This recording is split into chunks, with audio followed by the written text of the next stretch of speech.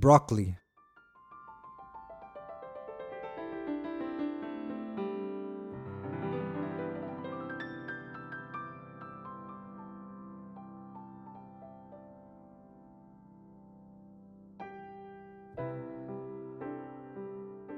Now we want to make sure the stem of our broccoli is firm and that the buds are a vibrant green.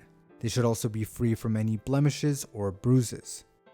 Really simply, place your broccoli stalk upside down with your knife angled and begin to work your way around the stem, removing all the florets. And there's our beautiful floret. And for a nice presentation, you could trim the stem by peeling, using light strokes to make a beautiful pointed tip, which when plated facing up can be a great way to showcase broccoli. I first came across this when dining at a 2 Michelin star restaurant.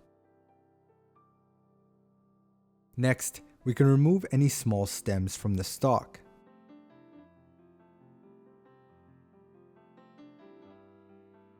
I'm then going to slice off the skin from the stalk, and now we can cut into tranches, which can be roasted, pickled, or included in an Asian vegetable stir-fry.